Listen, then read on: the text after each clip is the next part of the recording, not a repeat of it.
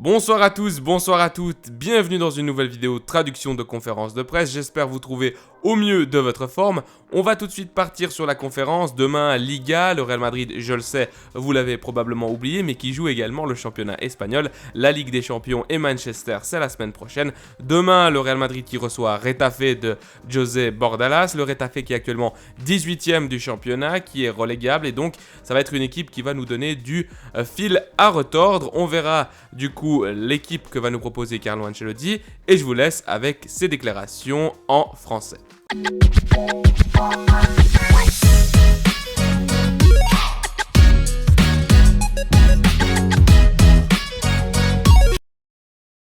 C'est parti pour la première question. Comment vont les joueurs du Real Madrid au niveau physique et mental avant la rencontre face à Retafe? Carlo répond, nous nous trouvons assez bien, nous avons toujours certains doutes quant à certains joueurs qui ont reçu quelques coups lors du match de mardi et qui n'ont pas encore complètement récupéré. Benzema, Alaba et Rodrigo. Mendy est de retour, Ceballos revient également, ils sont totalement récupérés eux et pourront jouer demain. Les trois pour lesquels j'ai des doutes, on les évaluera demain, l'équipe va bien, elle est animée et motivée pour gagner le match de demain. Question numéro 2, j'aimerais vous questionner au sujet du match de l'autre jour, je suppose que vous l'avez revu, cette première demi-heure, comment elle s'est déroulée. Pensez-vous que cela était plus dû au plan de Manchester City et comment ils ont joué, ou alors davantage peut-être à des petits désajustements par rapport à ce que vous vouliez de votre équipe? Carlo qui répond, mais parler du match de mardi, ce n'est pas le thème que nous avons dans la tête aujourd'hui. Je crois qu'un match a beaucoup de facettes. La facette défensive que l'on voulait réaliser avec ce type de bloc et la facette offensive que je pense que nous avons bien faite, surtout en deuxième mi-temps, lorsque nous avions le ballon. Mais parler aujourd'hui du match de mardi signifie changer de focus. Le focus est sur le match de demain que nous voulons bien faire et tenter de remporter. Question numéro 3, mardi on a vu un match très équilibré, très exigeant au niveau technique, au niveau tactique. Entre les deux meilleures équipes qu'il y a en ce moment, j'aimerais vous demander, êtes vous-même et Guardiola les deux meilleurs entraîneurs dans le monde du football aujourd'hui? Carlo qui répond très simplement, non, il y en a beaucoup d'autres. Question numéro 4, l'autre jour, Walter Tavares, le pivot de l'équipe de basket du Real Madrid, a dit qu'il s'inspirait de vous, de l'équipe de football, pour réussir le miracle du match 5. Ils ont réussi. Il a quoi cet emblème que vous avez sur la poitrine pour qu'un Cap-Verdien, Tavares qui est Cap-Verdien, et un Italien, Carlo Ancelotti, défendent l'ADN du Real Madrid, cette manière de convertir l'impossible en possible? Carlo qui sourit et répond, c'est difficile de l'expliquer mais il y a quelque chose. C'est comme le Vamos Real, hasta el final. C'est comme un deuxième prénom pour nous. C'est quelque chose de spécial que détient ce club, qui est difficile à expliquer. Nous sommes enchantés de ce qu'a été capable de faire l'équipe de basket. Très heureux, il faut continuer d'aller de l'avant. Question numéro 5. Après le grand marquage de Rudiger sur Haaland, Militao va revenir après la sanction. Avez-vous des doutes si faire jouer Militao et enlever Rudiger du 11 ou doivent-ils jouer les deux et enlever quelqu'un d'autre? Quand le match de demain sera terminé, aurez-vous ce doute-là? Carlo répond oui, je pense que... Mais plus j'ai de doutes, plus cela signifie que l'équipe va bien. Cela veut dire qu'il y a plus que 11 joueurs qui peuvent apporter à l'équipe. Alors c'est un bon signe, j'espère avoir des doutes jusqu'à la dernière minute de mercredi. Question numéro 6, je te questionne au sujet du match de demain. Bien, répond Carlo. On dit qu'il peut y avoir une révolution dans le 11, vous avez parlé de 3 hommes qui sont touchés, qui seront des doutes pour demain. Moi j'aimerais dire ça concrètement, presque tous les supporters mettraient un 11 inédit. Un 11 avec les joueurs les moins habituels, je suppose que cela ne se passera pas comme ça, à moins que tu me dises le contraire. Et concrètement, deux noms, Vini et Lunin. Et Carlo qui répond quoi? S'il joue ou pas? Tout le monde rigole. Courtois jouera demain, et Vini aussi, et je ne sais pas si dès le début. Mais tous ceux qui seront disponibles vont jouer. Du coup, Vini va jouer, mais on n'est pas sûr qu'il sera titulaire. L'équipe de demain sera une équipe très compétitive. C'est clair que je dois tenir en compte les joueurs qui... Je ne vais pas prendre de risques. Aussi parce que nous avons des joueurs frais, et aussi parce que le match de demain est un match qui nous exigera beaucoup contre un adversaire qui lutte pour ne pas descendre. Alors, ce sera une rencontre exigeante. Nous nécessiterons de la fraîcheur et de l'énergie. Et l'équipe de demain sera une équipe fraîche et avec de l'énergie. Question numéro 7. Pour moi, le focus du Real est tourné vers mercredi. La Liga est perdue, vous prendrez les risques minimums, mais vous comprendriez qu'il y ait des équipes concernées par la relégation, comme Retafe, qui pourraient se fâcher si vous utilisez beaucoup de joueurs non habituels et si vous faites beaucoup de rotations. Carlo répond non, je ne le comprendrai pas, parce qu'il y a beaucoup d'équipes qui choisissent leur match. Nous, on ne le fait pas. Nous essayerons de gagner demain avec la meilleure équipe possible. Comme j'ai dit, j'aimerais préserver les joueurs qui sont fatigués, ceux qui sont incertains pour demain, mais les joueurs qui sont en forme seront tous disponibles. Et comme j'ai dit, l'équipe de demain sera très compétitive, parce que j'ai un effectif très compétitif.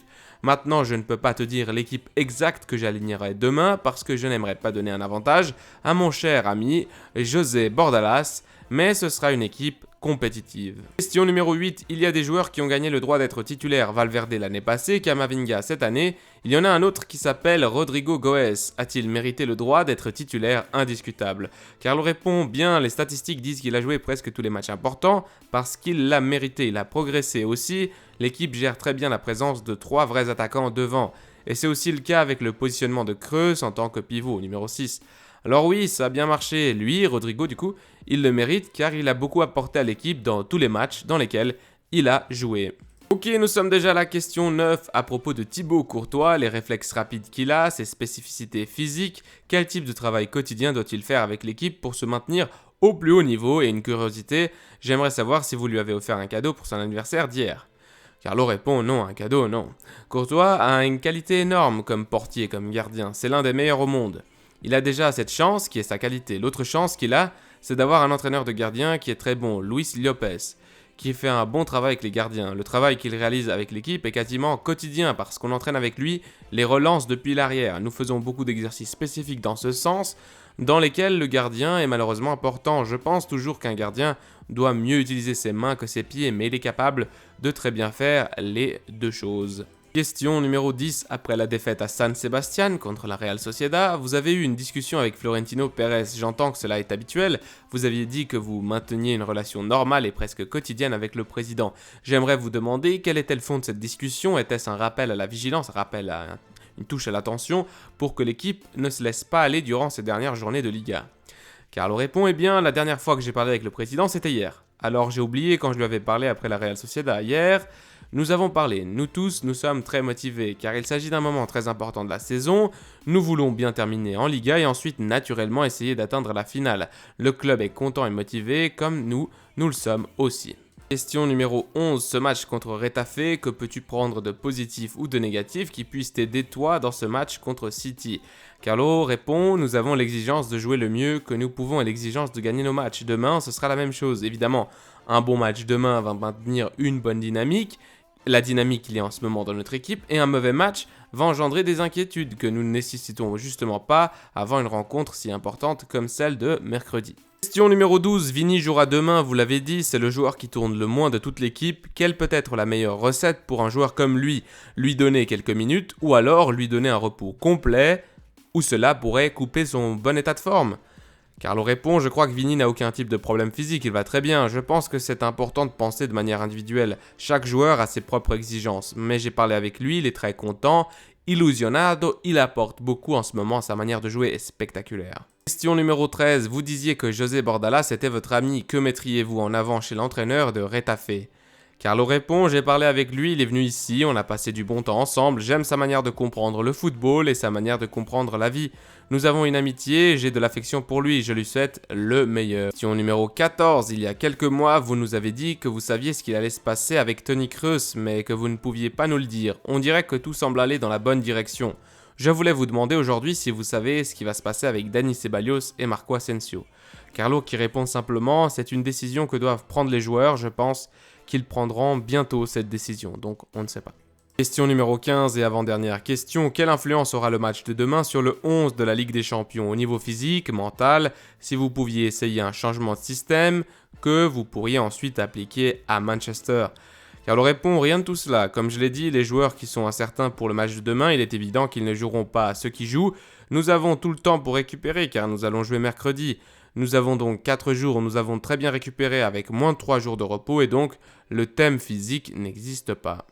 Question 16 et dernière question de cette conférence de presse. Hier, une étude du CIES, Centre International d'Études du Sport, a été publiée et disait que Vinicius Junior est le joueur le plus précieux, le plus de valeur, plus d'importance du monde avec Haaland. Je voulais vous demander si vous considérez aussi le Brésilien comme le joueur le plus précieux du monde. Carlo répond, précieux ça veut dire quoi?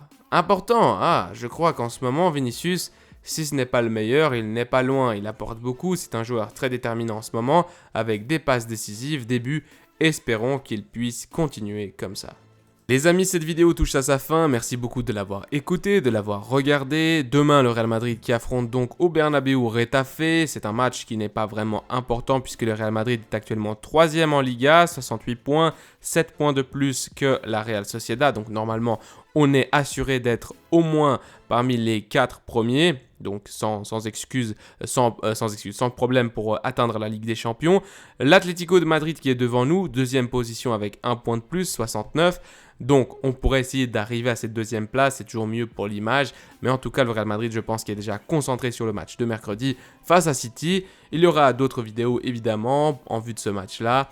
Je vous laisse, prenez soin de vous, des vôtres et de votre famille. Allez, ciao!